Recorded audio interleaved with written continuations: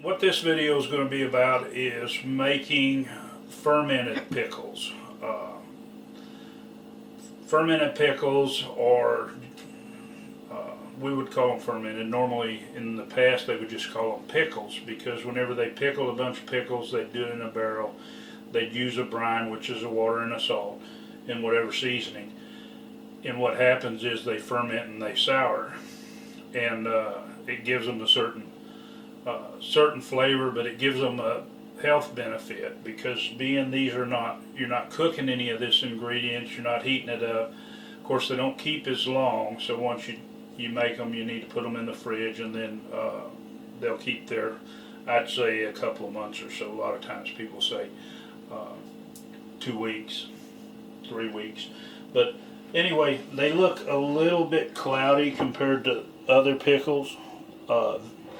These have set a week, and we'll go through the process, and then we're going to sample these. Okay, today I'm going to make fermented pickles.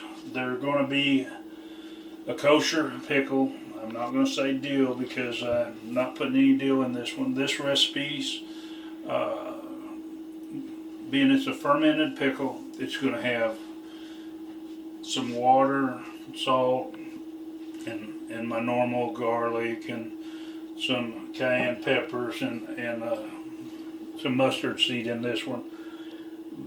And I'll put the recipe at the end of the video for those that might want it.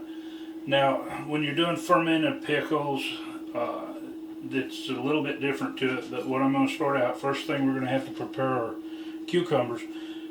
Now, on these cucumbers where this bloom is, and a lot of times this bloom doesn't come off good, or once it does come off, and has this brown spot. Now, we don't want that in here when we're fermenting pickles. This will cause a problem, and it'll make these pickles actually softer when we get done. I'm going to do this 2 different ways. I'm just going to do 2 quarts. I have a lot of pickles, and I'm going to do a lot more, but fermented pickles, they don't keep as long, and they're going to be in the refrigerator after they ferment, so I don't want a big supply that's easy enough to make these.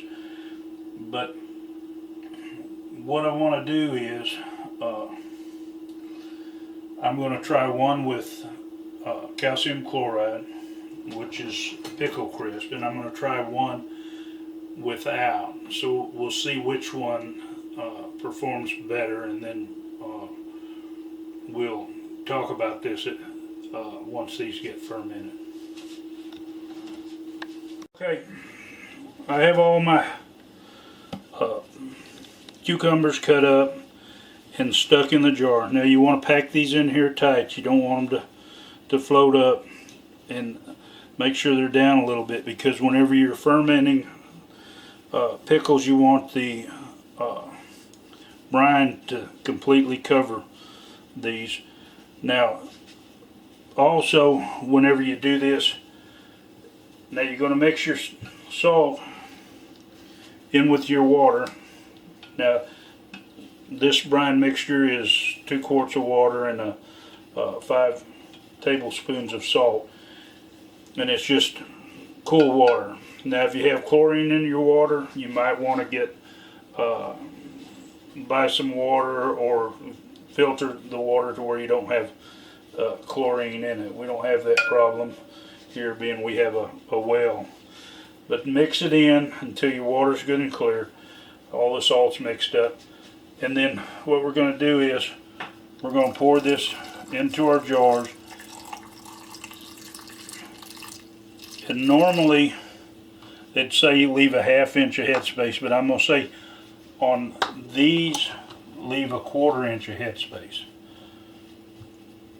I didn't mention, of course, it's kind of standard. I don't normally say that, but make sure your jars are sterilized. Make sure your caps are sterilized.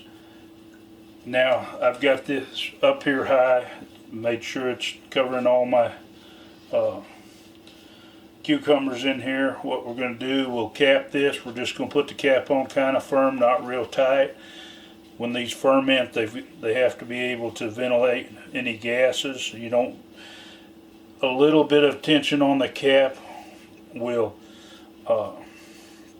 it won't be enough pressure to explode the bottle. If you're worried about it, go in every so often, once a day, just loosen your cap and put it back on. Now what we're going to do is, once we cap these, we'll just put them away in a cabinet, and we'll come back to them and see what they've done. Of the two recipes, the one we use calcium chloride in, which is this one, and then the other one we didn't. Now there's two different things that's noticeable. Okay, the ones that we didn't use, the pickle crisp or the calcium chloride, it's noticeably softer. It's still good pickle. The flavor on it is not as strong as the one that we use calcium chloride.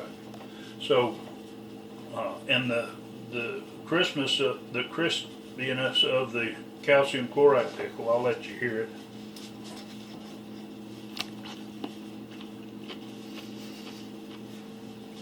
Hopefully you can hear that, but it's crispy, and I really like the flavor of this one. So with the recipe, I'm going to recommend doing it. These have set for 7 days, and I'm going to recommend using the calcium chloride unless you want a soggier or less crisp pickle.